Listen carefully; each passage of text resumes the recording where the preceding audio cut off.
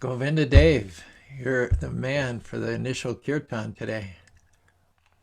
Did you bring your guitar to the office? This one? Yes. I have it. That one. That's the one. I've also got somebody in the office next door. And I warned him that there would be some Tell him kirtan it's going. Sunday. It's Sunday after all. Yeah, time for worship services.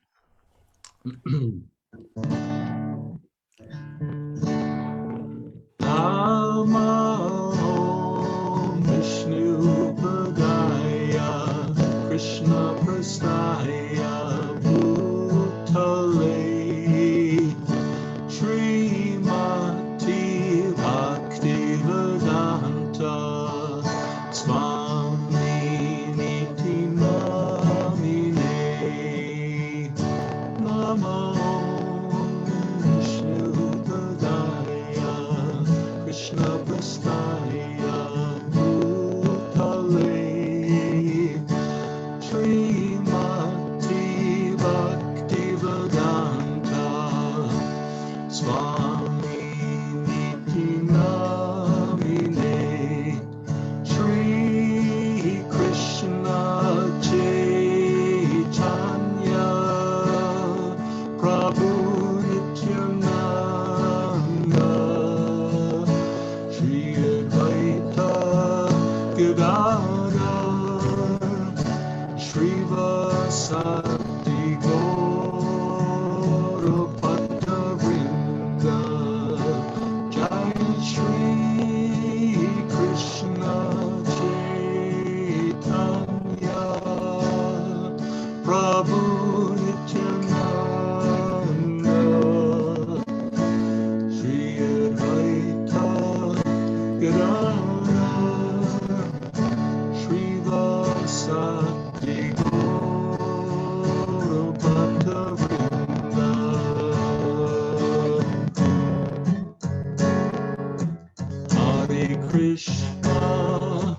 Hare Krishna Krishna Krishna Hare Hare Hare Rama Hare Rama Rama Rama Hare Hare Hare Krishna Krishna Krishna Hare Hare Hare Rama Hare Rama Rama Rama Hare Hare Hare Krishna Krishna Krishna Hare Hare Hare Rama Hare Rama Rama Rama Hare Hare Hare Krishna Krishna Krishna Hare Hare Hare Rama Hare Rama Rama Rama Hare Hare Hare Krishna Krishna Krishna Hare Hare Hare Rama Hare Rama Rama Rama Hare Hare Hare Krishna Krishna Krishna Hare Hare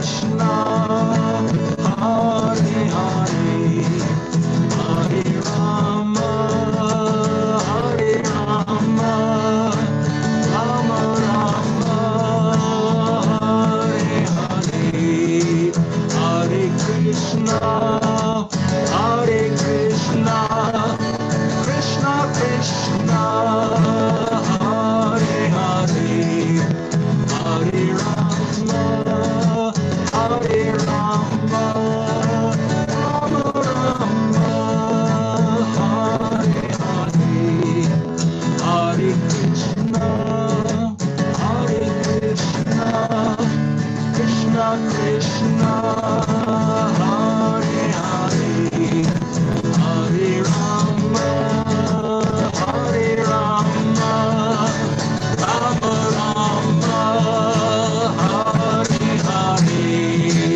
Hare Krishna, Hare Krishna, Krishna Krishna, Hare Hare, Hare Rama, Hare Rama, Rama Rama, Hare Hare, Hare Krishna, Hare Krishna, Krishna Krishna, Hare Hare, Hare Rama, Hare Rama, Hare Rama, Hare Hare, Hare Krishna, Hare Krishna, Krishna Krishna, Hare Hare, Hare Rama, Hare Rama, Rama Rama, Hare Hare, Hare Krishna, Hare Krishna, Krishna Krishna, Hare Hare, Hare Rama, Hare Rama, Rama Rama, Hare Hare, Hare Krishna, Hare Krishna, Krishna Krishna, Hare Hare, Hare Rama, Hare Rama, Rama Rama, Hare Hare.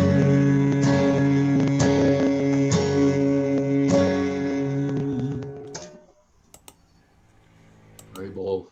Hare Krishna, and from the office, no less. The office the will never be office. the same again. You want to read the verse? A little bit of the purport and comment, Govinda Dev? Sure. We're Srimad Bhagavatam, Canto 1, Chapter 2, Verse 30. Sa evedam. Surabi, what?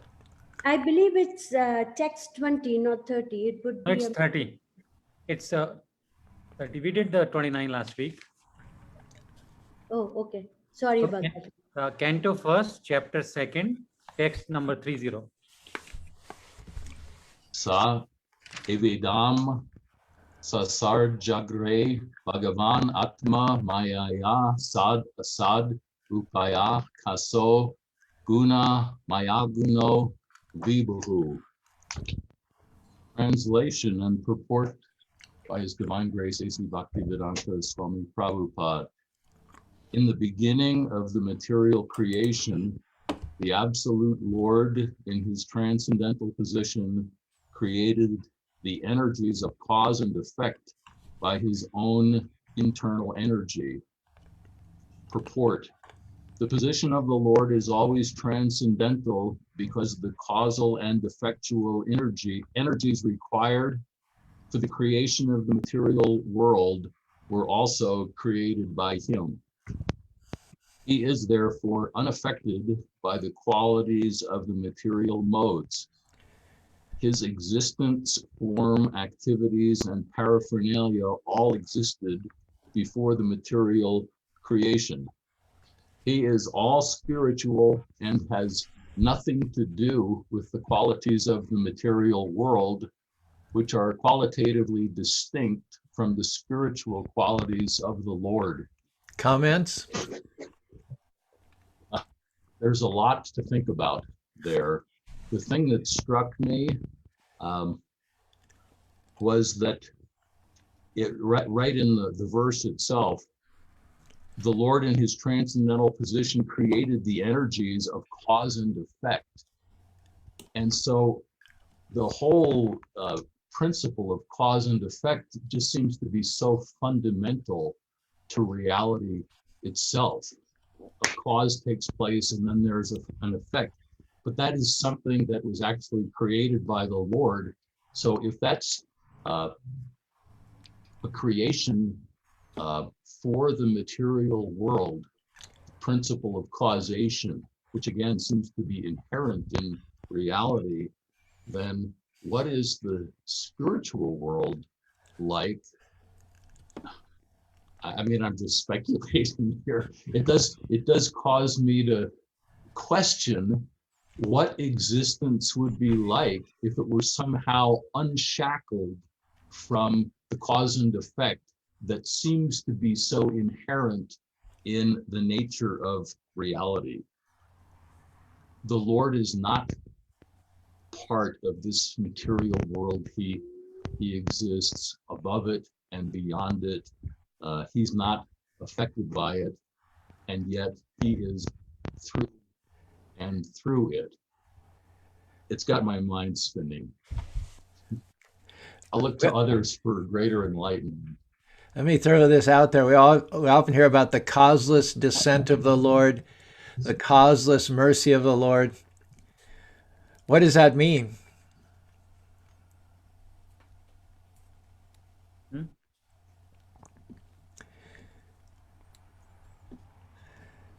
Surely, if the Lord appears, he says, Yada yada hi dharmasho, there's a discrepancy in religious principle. The earth is overburdened by the forces of tyrannical kings. So it seems as if he himself is saying, this is what causes me to descend. And yet we hear that descent itself described as causeless mercy. I think, Prabhuji, and forgive me if I'm wrong here, but I think like by the causeless mercy, in the sense if I'm blessed in this material world, if a person is progressing, and if some person or devotee is progressing in the spiritual life, we are not the cause. Like we cannot say that, oh, because I did this, that's why I'm making this progress, that's why I'm making this progress. We get anything, whether it's material or spiritual, because of the mercy from the devotees or the mercy from the Lord himself. So it's everything comes from him, and we as a doer are not doing anything special. There will be so many people in this world who are doing the same thing, still they are not at the same level compared to somebody who is a devotee and getting the mercy from the Lord. So I think that's why we call it as a causeless mercy. We were not the cause behind this mercy. It's just the mercy from the Lord, because he had a soft corner for us, because we are trying to be the devotee following the right path, or maybe some other devotee were feeling our pain and they prayed for us, and they prayed for the mercy of the Lord on us. That's why I think we call it as a causeless mercy. There was no cause that we did ourselves to get that mercy. We are just blessed because of the mercy from the Lord or the mercy from the devotees. Very good insight. Sometimes we see that in spite of people striving very hard for a result, they get much less than what they had hoped for, or nothing at all, or even the reverse of that. And yet we look at Prahlad, who got the throne of his father without any particular effort. Similarly with Vibhishan, he was installed after Ravana was killed. They didn't get to those exalted positions by working within the framework of cause and effect. They simply chanted Hare Krishna, please the Lord, and they were elevated. If If anybody deserved the throne of Lanka, it was Ravana. If anybody worked hard and deserved for the throne of India, it was Hiranyakashipu. But they say favor is not fair. Favor itself is causeless. That's a good insight. Amrita Sundari, we're talking about how the Lord is not within cause and effect, neither the Lord nor the spiritual world. Hare Krishna Prabhuji, please Hare accept Krishna. all Jai of it. glory to All Prabhupada. glories to Srila Prabhupada, all glories to Simple Devotees.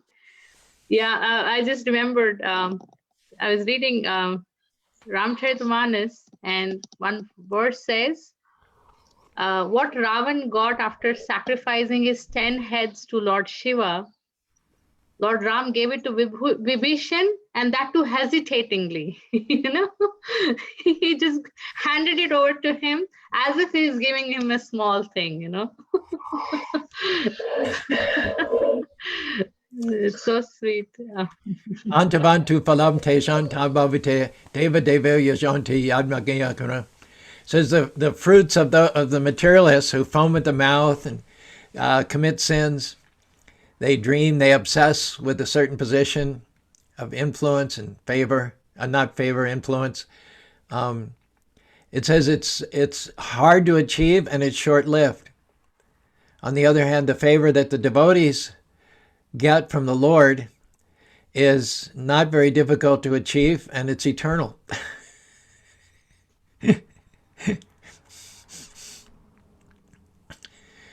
Now, how about the Lord's causeless descent? It would seem to me that there is a cause for the Lord to descend, and that is that there's too many atheists overburden the earth.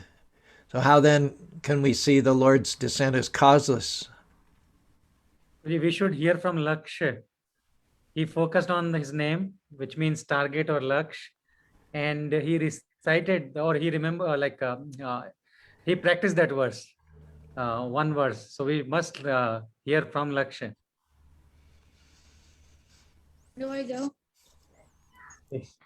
Speak up. Hare Krishna Prabhuji. Hare Krishna. Prabhuji, my verse is Yada Yada Hi Dharmasya Glanir Bhavati Bharata Abhyuttanam Dharmasya Tadatmanam Shrijamiham Paritranaya Sadhunam Vinasaya Chadushtrikam Dharma Samstapanathaya Sambhavami Yoga Yoga. Amazing. Can you tell Haribo. You did your homework with passing grades. Caru Prabhu just asked you to remember one verse, you did two.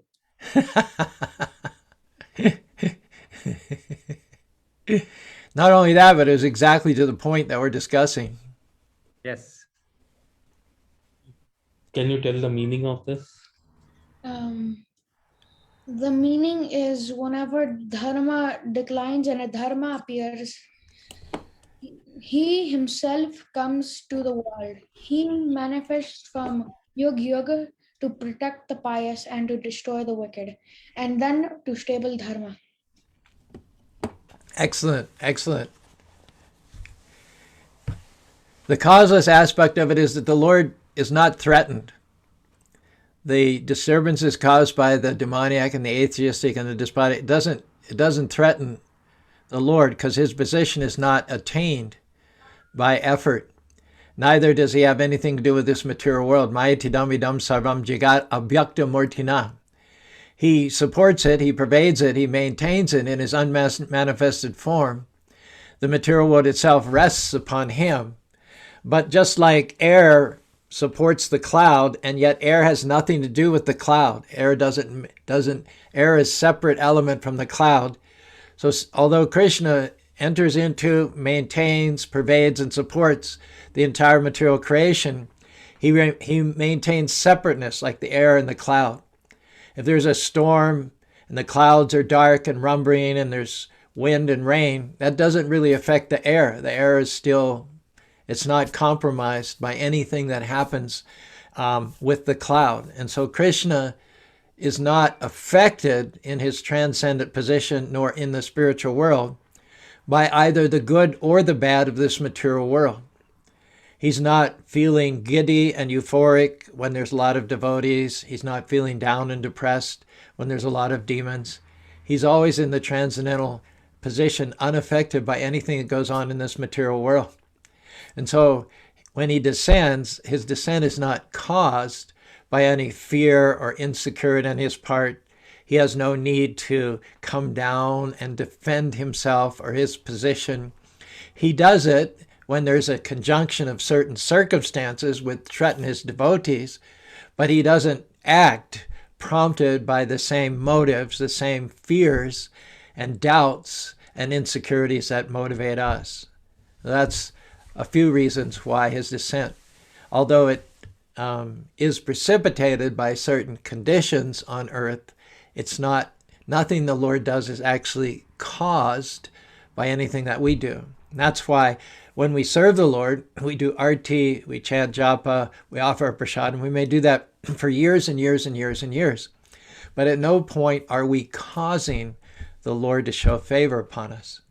We're serving him because that's who we are, out of love and the fact that we're constitutionally his servants. And if and when the Lord blesses us with his vision, that is not because of anything that we've done. It is simply his causeless mercy. He has not been compromised or bound up by our service. It is simply his causeless mercy upon us.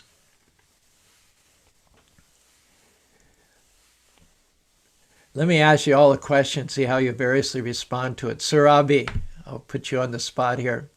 Are you there? Yes, Prabhuji, I'm here. Hari, Okay. Hari Krishna to everyone here.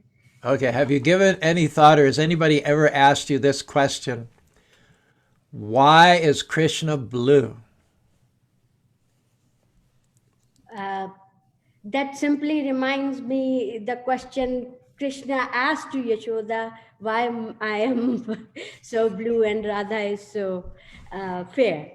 So that's the only thing I remember at this moment, but not exactly. It has to do with the discussion of cause and effect, how Krishna is causeless. In other words, nothing caused him to be blue, right?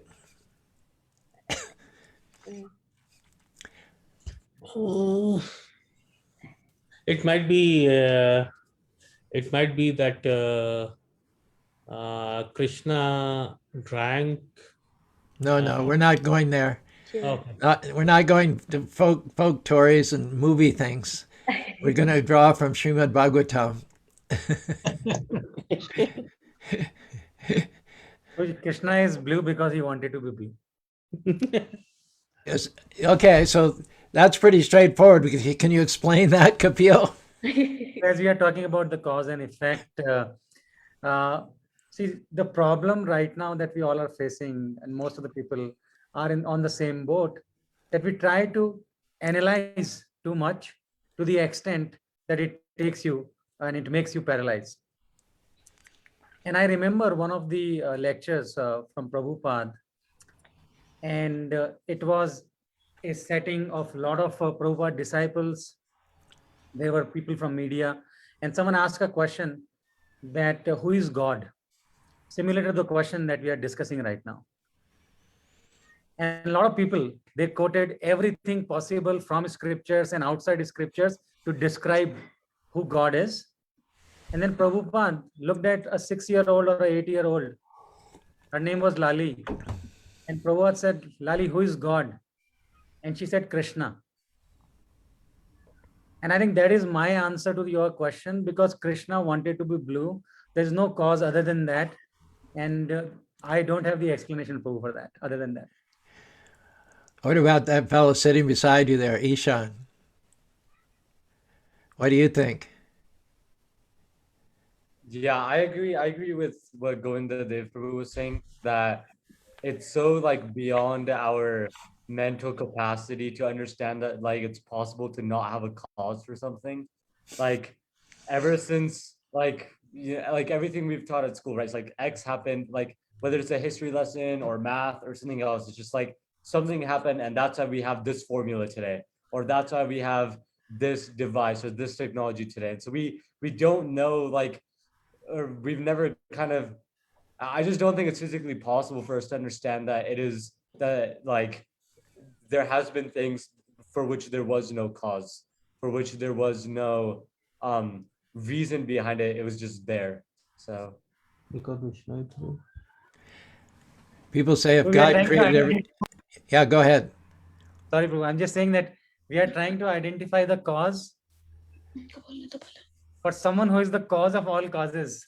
And that's the reason it's hard to explain the cause.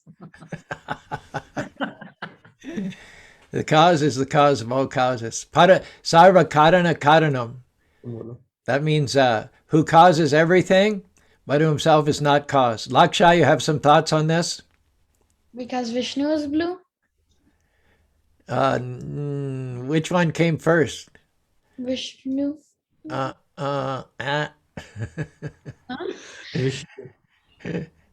Krishna says in second canto of Bhagavatam, Aham, this is one of the Chatur shlokas, Aham evasham evagre, nanyad sad asad param. Aham means Krishna speaking to Brahma.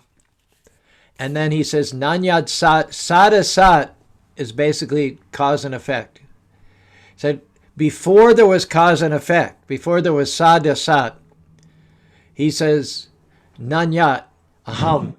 Before all of that, I existed. In other words, when Krishna was manifest, there was no material world. There was the spiritual world, and there was the supreme autocrat of the spiritual world, Krishna, but there was no cause and effect.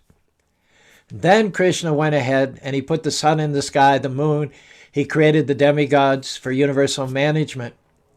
And then cause and effect came into being. But Krishna existed prior to the cause and effect. He exists during the cause and effect. He enters into the material world, pervades and supports it during its manifestation. And after the material world is again annihilated, he is as he was in the beginning, without any reference to cause and effect. So he's speaking and explaining this to Brahma. He said, it is I, Krishna, the Supreme Personality of God, who was existing before the creation, when there was nothing but myself, and that includes cause and effect, nor was there material nature, the cause of this creation. That which you now see is also I, the Supreme Personality of Godhead, and after annihilation, what remains will also be I, the Personality of Godhead.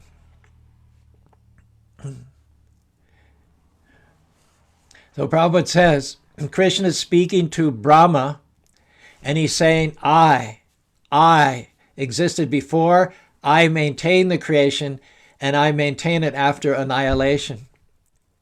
So when you come to that realization that there's nothing but Krishna, then for you, there's also no cause and effect either. So how is that?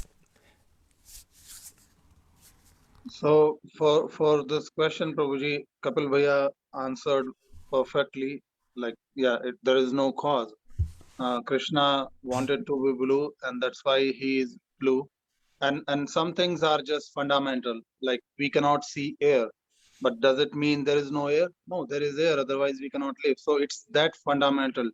If somebody wants to learn math, and then 2 by 2 is always 4. There is no cause behind it. There is no explanation for it. You just have to swallow it, whether you like it or not. It's that pill. So some of these fundamentals, we just have to stick to it and believe in it and just follow. And to your answer, like how we can follow the same thing. Like, if we accept that Krishna is the Supreme Lord and we just surrender unto it, then right now we are discussing cause and effect. So a person who gets happy or gets bewildered by some material gain or any kind of gain, then he is happy. And if something bad happens or we are going through a tough time, then that person becomes sad. But for us to be connected to Krishna, and if we are truly surrendering to him, and we call them as dhira, a person who is never gets disturbed by any happiness or any sorrow, because he knows whatever is happening because Krishna wants it that way. There is no question about it. There is no reason or explanation. He just accepts it as a mercy of the Lord. And that person is called Dhira. If one can be in that mode, then he's totally out from this cause and effect. Excellent. Good answer. In this material world, we have aspirations, we have desires to enjoy this material world, and we either achieve those or we're frustrated. And then we talk about how this caused me to be successful or this caused me to be a failure. You can go to the Barnes and Noble, and there's a whole section of books that tell you how to cause yourself to be successful.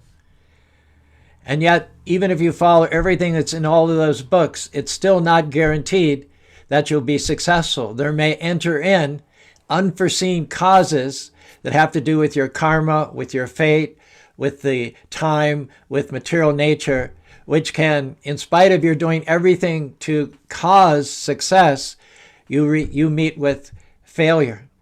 And all the whole vocabulary, the whole arena of cause and effect falls within the area of material goals, material appetites, and material ambitions. But Krishna only does one thing. He only does one thing.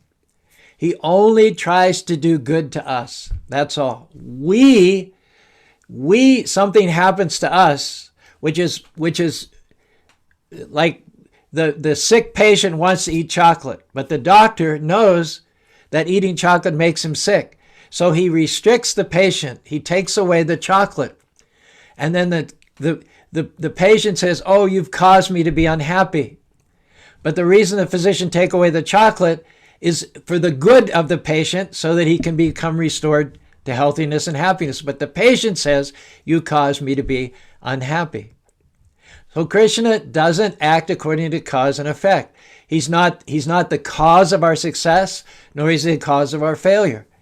Everything that Krishna does, everything that happens to us, doesn't happen to us, but it happens for us. We simply have to have the right perspective that Krishna is always trying to move us along, grow us up, mature us, qualify us for going back to the causeless spiritual world. We read about the Mahabharata war, and we think of Duryodhana as having caused his destruction. And we think of the Pandavas as having caused themselves to sit on the throne in the end and be triumphant. But Krishna was trying to do good to both parties equally. Krishna wasn't discriminating against the Kauravas and favoring the Pandavas. He was trying to do them both good. But Duryodhana forced him to act in a certain way. Tough love, you might call it. It says that when Duryodhana lay on the ground with his thigh broken, Krishna was not happy to see that. He would have preferred that Duryodhana learn in a less painful way. But that wasn't Duryodhana. So he had to learn the hard way. But Krishna is always trying to do good to us. He's never trying to do us harm. Even he'll take things which are meant for our harm and use them to our advantage. But we have to do our part and get the higher perspective.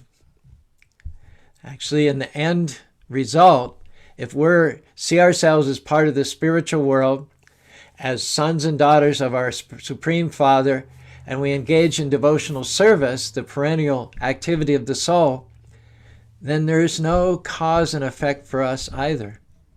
We transcend that. So when Krishna says there was only I before this material creation, there's only I in the middle, and there's only I in the end, what do you say to the impersonalist who says, well, yeah, that's right, there's just one big I, and that I'm that I, Brahma's that I, Shiva's that I, the ant's that I? How do you counter the argument that there's only one universal I, and there are no other separate individuals from that one I? So Prabhuji,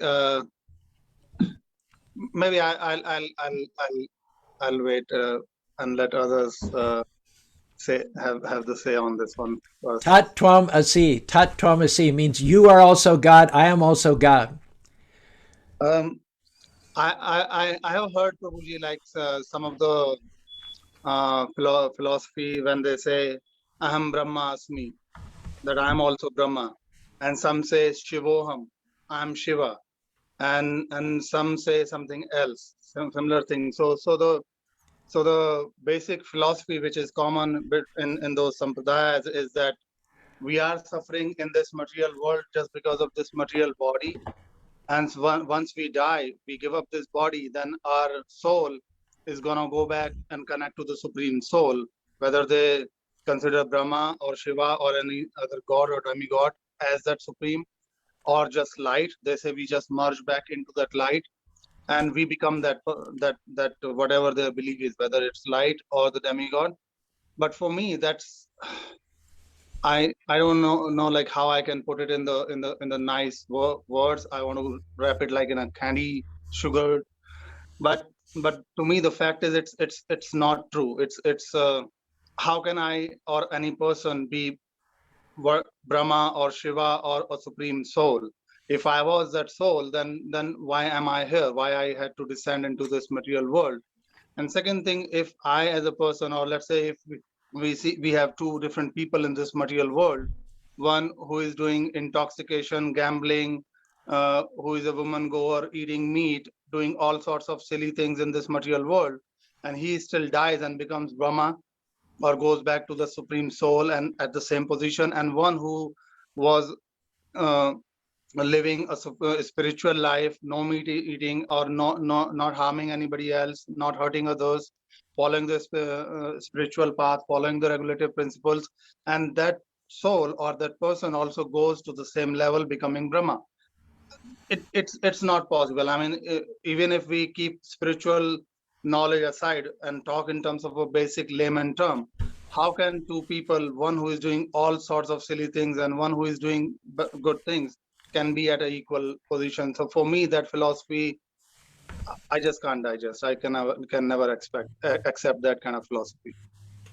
Yeah, the I is always in Vaishnava philosophy. The I is always quality. It's not of quantity. If I was the creator and not the created I, why are my powers so restricted now? If I'm the creator I, if I existed before the sun, the stars, the moon, Shiva, Brahma, why am I so insignificant now? What happened to the all-powerful me? See what I'm saying? Yes. Another weak point is, if I'm God, then how come I forgot that I was God? Does God forget that he's God? Nice. So yeah, go ahead, Ishan. Sorry to interrupt, but No, we welcome your interruptions. We want you to interrupt. So in the introduction, I was actually just looking through trying to find where Prabhupada mentions this, but I couldn't. But he mentions that there's three different stages of realization, right? There's the realizing that there's the sunshine, then there's realizing that there's a surface of the sun which causes that sunshine, and then realizing that there's actually the planet, or like the star, the sun, and it has things inside it too.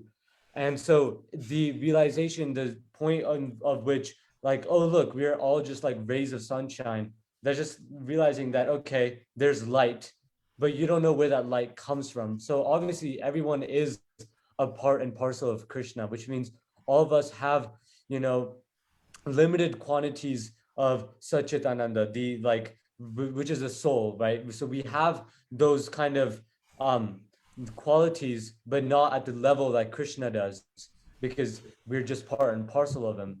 And so realizing that you are saying that, okay, I am God, is not like correct, because you're only a part of him, and you've only realized that you are the sunshine, his kind of external potencies, but you haven't realized the internal potencies of Krishna, which is the planet, or like the star sun itself. I think you made a good point. You can't explain the particle of sunshine by only referencing the particle. because the particle does not the particle's not the source of light and heat.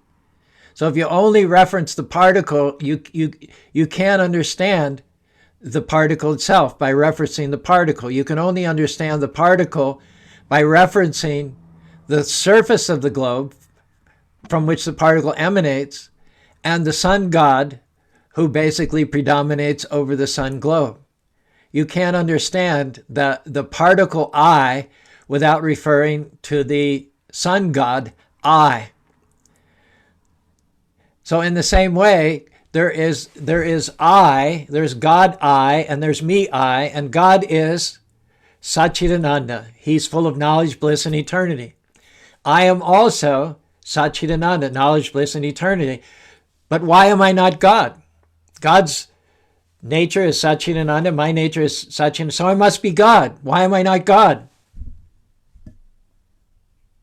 Well, in the Mayavadi conception, God is not a thinking, it is not an independent entity, if you will, that that presides. God is only an energy, and what happens when you die is that you shed this material body and you merge with the energy, and so part of that Mayavadi philosophy is just simply that we're all just energy. We don't have individual consciousness. We don't have individual awareness, and God doesn't either.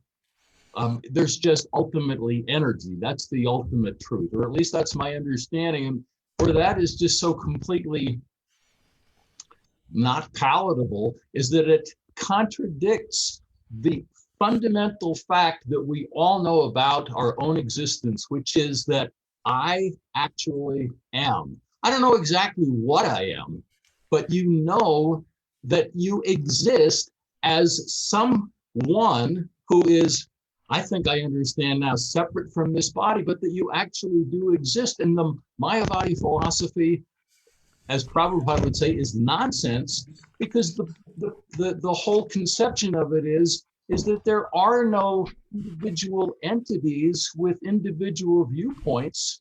That's all just illusion. Okay, well, if you say so, but I mean, where's the evidence of that? It contradicts what we all really do know about our own self. I know that I existed in the past. I know that I exist in the present. And so I'm also going to continue to exist in the future. There was no time in the past when I did not exist as an individual. I know I'm existing as an individual in the present. So why is there going to be a time in the future when I will cease to act or feel myself as an individual? The evidence is, every one of us knows it. We don't need a PhD, like you said. We know that we're individuals in the past, in the present, and in the future. There's no time when we're not conscious of ourselves. That in itself is the proof that God is also an individual. Right. Sorry for interrupting. I have a question. We encourage interruptions. It's good. You said earlier that God created the stars, the sun, the moon, but how did God even appear in the first place? That's what we're talking about. Achinta kalo ye bhava natam starkena yojet. Rob, you want to field this one? I'm just asking Rob to weigh in on this here. I'm not sure that I'm qualified to weigh in on this, but my limited understanding is that we're trying to understand an unfathomable existence. Krishna has always been and will always be, yet we're trying to understand him from a position of material existence that's very temporary, that started with an existence and will end. And trying to understand that, like the end, trying to understand the concept of a computer, I feel very inadequate in trying to explain something that I do not have the knowledge more understanding to explain. That's good. When Dhruva Maharaj saw the Lord, Dhruva Maharaj, you know the story of Dhruva. He was denied the throne and he did a yoga for 6 months and the Lord appeared before him. So Dhruva said, he saw the Lord. He said, Tiyang naga dvija sarisa deva daitya marjada bihi parisham sarasad vishesham. Tiyang naga dvija sarisa bedeva. There are 8,400,000 species of life spread throughout the universe. That's species. There's millions and millions of examples of each and every species. There's 65,000 different types of beetles. And in each type of those 65,000, there's thousands and thousands, hundreds of thousands of beetles. So Dhruva Maharaj says, throughout the universe, Jala Jala Navalakani Stavara Krimayodu Pakshanam Daksanakinam, there are 2 million that walk on feet or legs. There are 1,100,000 trees and plants and insects. There are 900,000 aquatics. And then at the end, there are 400,000 different species, mortis of human beings. And in each one of those categories, there are hundreds of thousands, millions and millions and millions and millions of progeny, you see, that are born generation after generation after generation, expanding. One man has 10 sons. Those 10 sons have 10 sons. Those sons have 10 sons. So in each category, there are countless millions and millions of individuals. So Dhruva Maharaj, he's looking at the form of the Lord, and he says there are 8,400,000 different species, mortis, spread throughout the universe. And in each one of those mortis, there are millions and millions and millions and millions of progeny. The one generation is caused by the previous generation. That generation is caused by the previous, and they're caused, and ultimately you go back, and they're all caused by the Prajapatis, the Dakshas. He says, but the form which I am seeing right now is not caused. There's only one. There's only one form like the one I'm seeing now. From that form comes all other living beings. But this form is omnipotent, it's uncaused, and it's singular. So the answer to the question about whether we are that same I or not is that he is the creator I and we are the created I. He is the singular I and we are the plural I. He is the provider and maintainer and we are the maintained. So while we're similar in quality, he is Satchidananda Vigraha. His form is full of knowledge, bliss, and eternity. Our form is full of knowledge, bliss, and eternity. But his is Vigraha. His eternity is the source of our eternity. His knowledge is the source of our knowledge. His knowledge is the source of our bliss. And his knowledge, his bliss, is uncaused. He causes that. We can only explain our specialness, our uniqueness, our divinity by incorporating him into the equation, but he himself is not, nothing gives him his qualities. He is the cause of every other quality, but he himself is, as he is standing before Dhruva, he always was unlimited, eternal, and infallible. Now you can't understand that empirically. You can't experience that with your mind. So therefore, the first step in bhakti is to recognize that God is beyond the ability of our mind to understand. Achinta yoke kala. Oh my gosh, I can't believe it. Anyway, he's achinta. One thing, when we start learning the language, suppose for English, we have been given A to Z. We don't ask question why it is A to Z. That's the similar case when we don't ask why the language is started with A to Z. The similar case is Krishna says or Vishnu says that I am the whole soul creator, you have to, without using your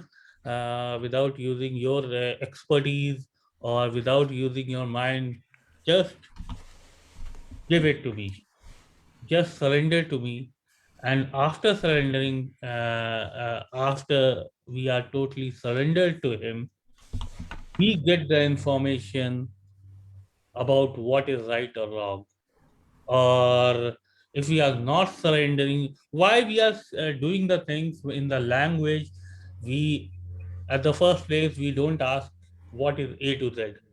We just get into there. Why in this case, when we have to believe the God, why in this case we are not just putting everything aside, putting our intellect aside? Why can't we just surrender and say that this is the truth, and from here the whole things comes in. Kapil, you have any comments? So I started listening to a podcast, The Wisdom of the Sages. So I like usually when I'm doing my homework, I turn on some kirtan. But recently, after hearing both Rob Prabhu and you, I decided to start listening to a podcast. And in some of the first episodes, they kind of had this question about like this concept of Nar Narayan, right? The concept of a man and Krishna being different and yet one. And like it's very hard to understand. And so somebody did the research and they found that there's a line in the Mahabharata where Krishna says that to Arjun, that our oneness and our difference is something that nobody will ever be able to understand. But the Prabhuji said, he said that is sometimes the best answer, right? Just knowing that I will not be able to understand it. And he kind of compared ourselves to like moths, where if you get a moth kind of stuck in a room, all that moth knows is that one room. And it'll never, even though we like as humans know that there is a room outside of that one room where the moth is stuck in, all the moth knows is that this is its world, right? This is where it'll reproduce, this is where it'll feed itself, et cetera, et cetera. And so that's what like we think we know everything, right? We think we know that this is our world, but what we don't know is like higher levels past that, because our brains don't have that kind of capacity to understand what is past our world or our box or our room. That's a good example. Prabhupada gives the example. There's the great-grandfather, there's the grandfather, there's the father, and there's the son. Now, the great-grandfather existed before the son, the current generation. He never met him. But the great-great-grandfather was a particular individual. The grandfather was an individual, the father was an individual, and the son is an individual. They're all individuals. Now the son, he cannot say, oh, I understand my great-great-grandfather because he was human and I'm also human. Can he? Everybody would think that's a ridiculous statement. We're one. I'm him and he's me. He's a human, I'm a human, so I'm him and he's me. So there's no difference. We're interchangeable. Isn't that ridiculous? The fact is that, and it's a very simple thing. We're talking about surrender and not questioning and bearing the intellect. That's not the issue.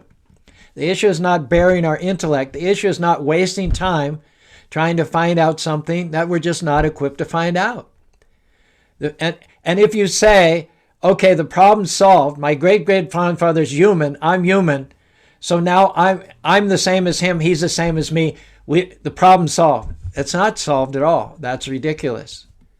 That's just what we call mental gymnastics. The fact is that because he existed before me and I never met him, I really, I can't know everything about him as an individual. And any speculation that I do in that regard is a waste of time. So God preceded everything. Before the sun, before the moon, before the stars. Name vidu sharagana. The demigods don't know him. The sages don't know him. The Prajapatis don't. Maybe do Saraga. Prabhabam Maharishana. The Maharishis don't know him. Aham Adir Hi Devanam. Why do they not know him? Because he existed before them, and he preceded them, and he created them. Now maybe do Suragana Prabhavam Marishana Hamadir Marishanam to Sarvasha. The fact is that nobody, Brahma, Shiva, the sun, the moon, the stars, can actually know Krishna because he preceded them. So by as much as you might try, as far as you might stretch your intellect, your microscopes, your test tubes, if you cannot actually know God by your own efforts, and it's a waste of time. That's not suppressing your intellect or denying your natural inquisitiveness, but that's just recognizing where our limitations lie. Now, if you want to know God, there is a way, and that is to serve him. If you serve him nicely, then when and if he decides to, he can choose to reveal himself to you. Maybe not all at once, but any way he wants, incrementally, all at once, whatever. He's in control. But without serving him, he tells you categorically that you're just going to waste your time. And you're going to be offensive on top of that. Does that make sense? Sarabi, what do you think?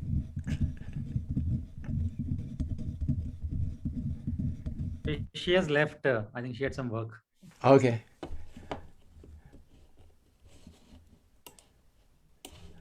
So who wants to comment?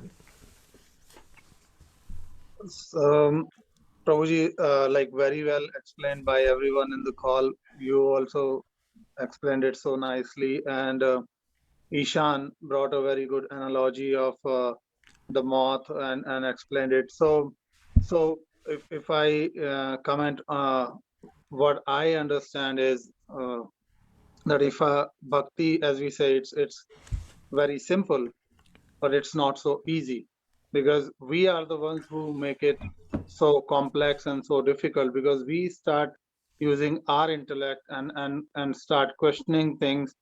There is no, as you said, we are not trying to suppress the intellect. There is no problem asking the questions, but some things which are the fundamental, you can't question them, because if you keep questioning, then you are wasting the time. Either you believe that Krishna is the Supreme Lord, either you believe that he gave this knowledge to Arjuna during the Kurukshetra war on the war field, and that's Bhagavad Gita coming directly from the Lordship. So you surrender to that, accept it, because if you accept it, then there is no question, because Krishna very clearly said, Sarvdharman Paritaje Mamekam Sharanam Vraja, and he also very clearly said that I am the God. And in the same Bhagavad Gita, he said, when he was trying to like convince Arjuna, when he was lamenting and he did not want to fight because he was seeing Bhishma Dev and his elder people and his guru, that I do not want to fight with them, I do not want to kill them. Krishna very clearly said that what you are seeing is just the body. The soul is eternal. There was no time when the soul was not present, and there will never be a time when the soul will not be present. The soul is changing the material body, just like how we change from old and dirty clothes to new clothes. And he tried to convince. So in the Bhagavad Gita, he has very clearly said that soul is eternal. So if we accept that Krishna is the Supreme Lord, and if we accept that Bhagavad Gita is true, then we don't need to like concentrate on those basic fundamentals for understanding the reasoning behind it. Because let's say if, like how Lakshya was asking, he's a very talented kid, but sometimes elderly people also are very stubborn on the fact that, oh, then how God came and how he created sun. At least we know when the sun was created. We know how many thousand years back. Do we really know that's the only sun? Do we really know there was no sun before that? Because if we start going into those kind of argument, then who will decide what's the starting point? We don't even know what the starting point is, and how can we question whether there was a starting point or never there was a starting point. So for me, it's very simple, Prabhuji, like just surrender. If we want to progress, we want to learn. And as you said, if we surrender, then when the time comes, God will reveal and he will answer all our questions.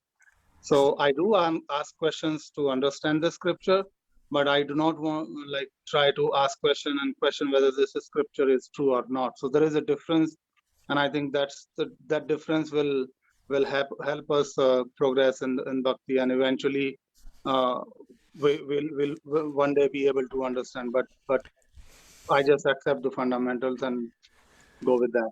Good. Rakesh is really coming on strong with all the philosophy today.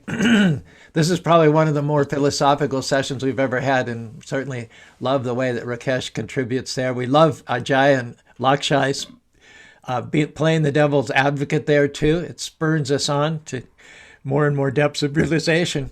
Let me share this with you. Prabhupada says the living entities are separated parts and parcels of the Lord, and the conditioned living entities who are unfit, for the spiritual kingdom are strewn within the material world to enjoy matter to the fullest extent. And this goes right along with a comment from Kamal Mataji.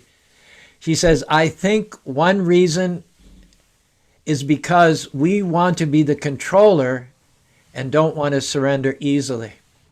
You know, all our arguments up to this point are assuming that one wants to get answers, that one wants to understand one's material predicament, why we're suffering in this material world, and how to solve those problems. Mostly when we apply the rule of cause and effect, it is in order to relieve suffering. For instance, in the pandemic, we were suffering, so people were inspired and motivated to come up with a vaccine. And in those countries where the vaccine is getting applied, injected to the majority of population, the suffering is decreased. Israel, a place like Israel and other places, the pandemic has gone down by 97% because people applied the law of cause and effect to eliminate suffering. But unfortunately, if one is not interested in doing good to oneself and doing good to others, but one is only interested in usurping the position of God and becoming a controller, I'm sure we've all met people. They just dominate a group. They dominate a conversation. They talk loud. They're opinionated. They interrupt other people. They know everything. Everybody else knows nothing. They could get so much valuable input and information. The quality of their lives would be so much better if they were open to hearing and sharing the experiences and the knowledge of others. And how much more is that true for Scripture? Scripture is divine. Scripture is infallible, especially those scriptures which honor and glorify the Supreme. So by being open to all the avenues of inquiry and to satisfying our deep yearning to understand our situation and solve suffering, there are so many assets and resources available. But if one is just a controller, one just wants to control, that's it. And after all, that's why we came into this material world, then nobody's going to be interested in any of this stuff we're talking about. Purusha prakritisto hi bhunkte prakritim janganam karana guna sangashat sadasat yona janmashu. Karana means cause. The cause of our entering into this material world, the cause of our suffering is that we are the enjoyed, we are the controlled, but we want to be the enjoyer and we want to be the controller. That's the cause of our material entanglement. That's the cause, sadasat yona janmashu, of our experiencing so-called good and evil amongst the various species of life. So if you're not interested in removing that cause, trying to become the enjoyer in place of God, then none of this will have any interest for you. So thank you very much for that insight, Kamal. Jayashree says Israel also has a lot of vegetarian people, and a lot of people worship God in Israel. Krishna is being more merciful to give remedy for virus, and they're being more astute to distribute the remedies also. Britta doesn't mind the high philosophy. She says, I love how philosophical this Sanga is. Okay, let's go around and have wrap up from everybody, okay?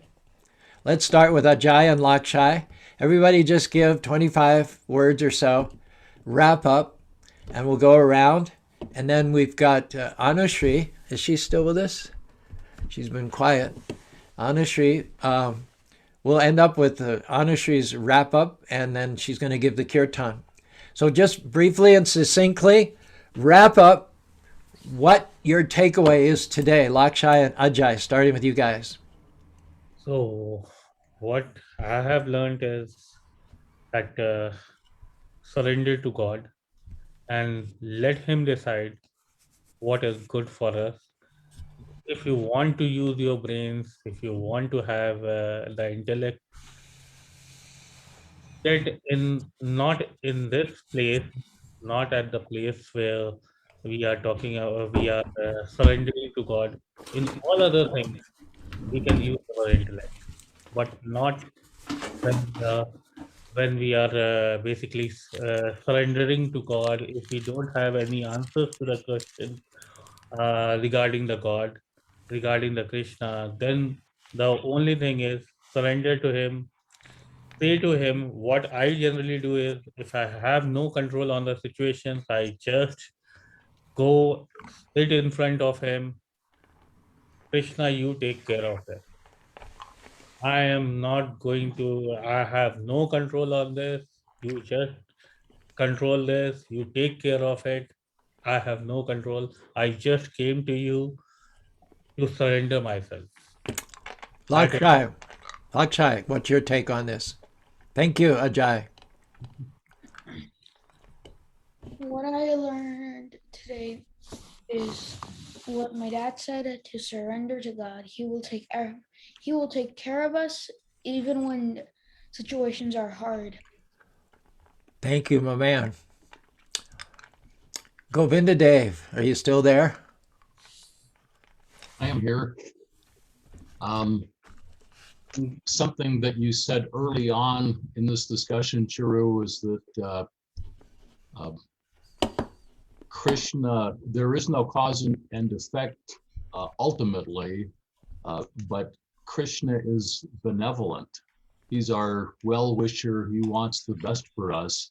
The thought occurred to me, what if he wasn't a well-wisher?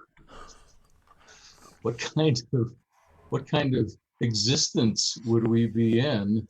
But you reminded me, and this is really not the main thrust of this discussion, but we've all seen this Gita daily from Chaitanya Charan Prabhu. You can subscribe to this. And the question that he asked this week is, what does remembering God mean practically? And I was really interested in what he would have to say about that. And he said just exactly what you had said, Caru, is that God is good. God is our well-wisher. And so practically speaking, in this world where we really don't have the capacity to understand this goodness that is supporting us, that is the thing to remember, is that how do you remember God? Know that in every circumstance, there is the force of goodness behind you. There is a well-wishing force that is supporting all of your activities. I've been trying to meditate on that. That's what I'm getting. Thank you so much. What a beautiful insight. Rakesh, you've been a big part of the discussion today. Do you want to wrap it up as far as you're concerned here? Sure, Prabhuji. So my takeaway from today's class is that we need to just surrender. All of a sudden, you're sounding very distant and tinny. You didn't sound that way before. Is it any better, or do I still? No, something happened between this and the last time. I don't know, Prabhuji. I'm sitting at the same place. I don't know what it is. Anyway, go ahead. It's just a little more weird. Can you mute and unmute? Yeah, Mute. I'm trying to. Okay, now you sound fine. Good. Now you sound fine. Okay. Thank you, Prabhuji. So for my takeaway from today's discussion is that we just need to surrender unto Krishna, accept him as the Supreme Lord. We are part and a parcel of Krishna, but he is the creator and we are just, and he is the enjoyer. We are just the cooperator. We just need to cooperate in whatever he is, the way he wants us to cooperate, and let him be the enjoyer. And if we really want to understand Krishna, then we need to surrender unto him and surrender unto the realized souls and seek their blessing. And with that, bless their blessing, only we can get the causeless mercy from the Lord. Right. He's the creator I and we're the created I. He's the predominator I and we're the predominated I. He's the maintainer I and we're the maintainer I. He's the singular I and we're the plural I. Kapil Ji. And Ishan, of course. I think you all have covered it very well. It's hard for the unlimited or the limited I to understand the unlimited I. There is a famous verse or a saying in India that जब मैं था तब हरि नहीं, अब हरि है मैं नाही, सब अंधियारा मिट गया जब दीपक देखा माए. The translation goes like, when I was there, and I is this limited I, or the self-centric or the egoistic I. So when this self-centric I was there, Hari was not there, so God was not there. Now is I, Hari is there, because as soon as I saw inside, all darkness disappeared when I saw the light within. So that's my understanding. Haribo. Nice. Ishan? I think my main takeaway is what Ajay Prabhu said when he said that we don't know why the alphabet is in that certain order. It's just something that we have to accept. Why does it have to start with A? Why is B second? Why is C? Right? Those are useless questions that will waste our time. Just like why was Krishna first? Right? That's a question that'll waste our time. We have to, think more about like applying our knowledge and not just trying to waste our time with useless knowledge that won't get us anywhere. And it's a matter of faith that just the way everyone just agrees that A came first and B is second. Just in that same way, we have to just agree and accept, faithfully that Krishna was there. Krishna is the beginning and the cause of all causes. So that's so great. And we're not repressing intellect. We're not denying any faculty, but we're discerning. We're making choices. Where am I going to make the most progress? What works? If I'm a spiritual being and there is a supreme benign living entity who created me, and how can I get back to him? Not analyzing every little thing, but adopting the practices by which I'm going to become more conscious of God and by which he's more inclined to favor me and to give me light and to guide my steps back to home, back to Godhead. It's all just, this is not the denial of intelligence. This is the use of intelligence. And I love what Britta says. Amrita, we're going to come to you with your final comment in the Kirtan. But let me just share this nice wrap-up comment from Britta. Britta's highly intelligent. I don't know if you know her, but she's really intelligent. And she says, such a great meeting today. Loved every minute of it. I have a lot of intelligentsia friends, and boy, do they like to run the rounds asking all these kinds of questions. I just learned some fantastic responses today from you all. From my viewpoint, it's all faith. Faith is because there are no answers. You just know in your heart. You just know in your... Wait a minute, I lost my place. You know in your heart and surrender, but it's tough to convey that to people who are still seeking answers from their very limited standpoint, especially when they are not willing to accept that their standpoint is so limited. Great talk, viewpoints today. Thank you, Caru, and all the devotees. Hare Krishna, Hare Bo. We come full circle now to Amrita Sundari for a very judicious concluding statement and a wonderful final kirtan today. Prabhu, we missed Rob Prabhu's. Oh, Rob, yes, I'm so sorry. I'm so sorry, Rob. Please. It's very okay. How could I have I'm done not that? sure. Oh, man. I'm not sure that I have much to say other than what's already been said, that it's all about surrender and faith. And while it's not wrong to ask the questions of, how did Krishna come into existence? When did he come into existence? If we get caught up in that and we become speculative and we spend our energy being speculative, then we're not spending that energy being devoted. And we can get lost in searching for answers that there is no material answer for. There may be a spiritual answer, but even that is only going to be placed upon us out of Krishna's mercy, and we'll only achieve that through pure devotional service through Krishna anyway. Good point, as always. It's not faith versus intellect. It's faith and intellect. Faith is a necessary component for finding answers that will always be beyond the range of your senses and your limited mind. The true scientist, the true seeker, will use faith as an additional God-sent tool to get to where they need to go. Amrita Sundari. Thank you so much, everyone. So I was thinking, yes, apart from faith and surrender and intelligence, because Krishna is the supreme beloved, it's also celebration, that Krishna's powers are so inexhaustible that we will never come to an end of understanding him. That's why spiritual life is so dynamic.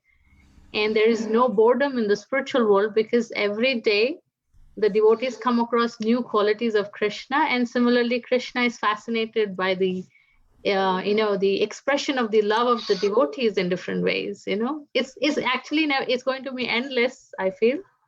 We don't have to come to an end of Krishna, because we cannot. And that's the best part of it.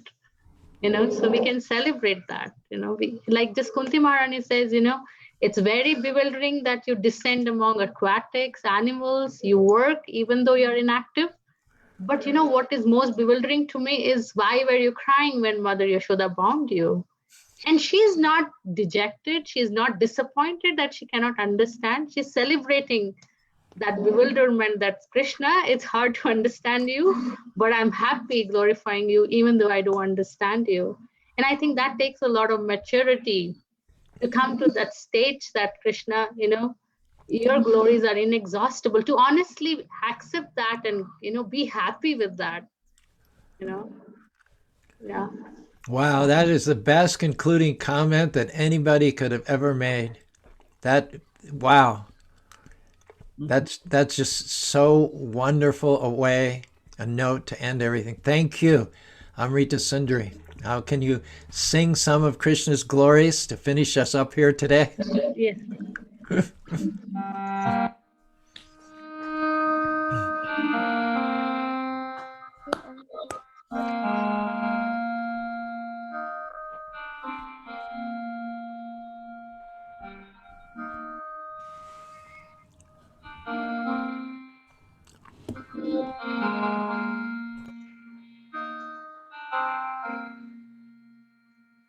Hare Krishna, Hare Krishna, Krishna Krishna, Hare Hare,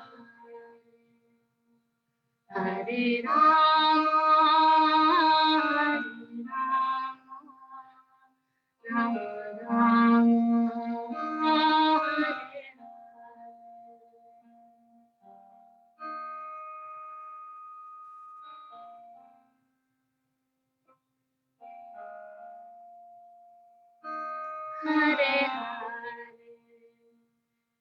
Hare Rama, Rama Rama, Hare Hare Krishna, Krishna Krishna, Hare Hare Rama, Rama Rama,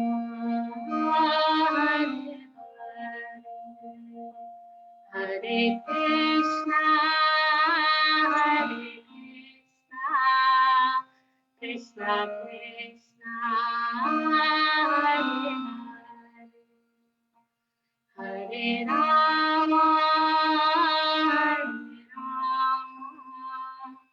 Rama Rama, Hare Krishna, Krishna Krishna, Hare Rama, Rama Rama, Hare Krishna, Krishna Krishna, Hare Rama,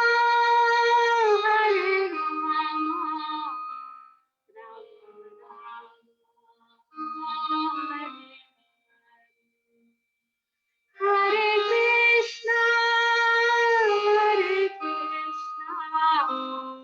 Krishna Krishna, Hare Rama, Rama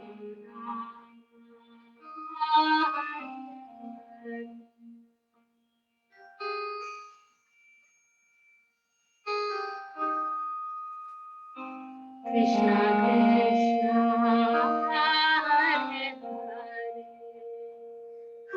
Hare Rama, Rama Rama,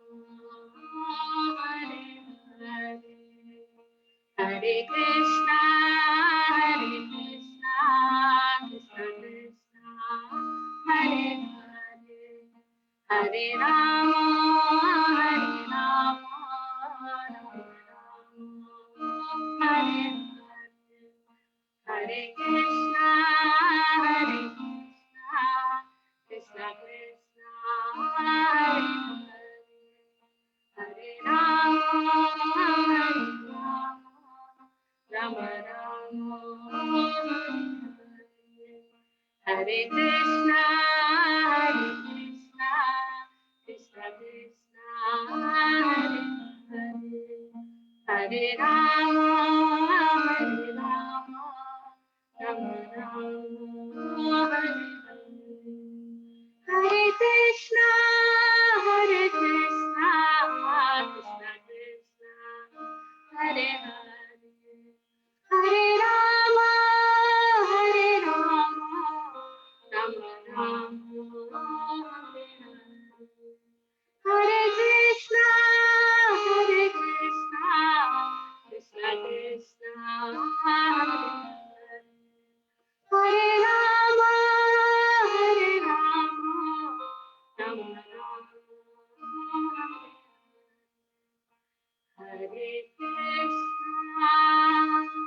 Hare Krishna, Krishna Krishna,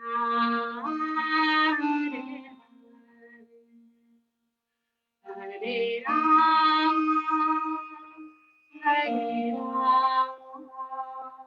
Rama Rama,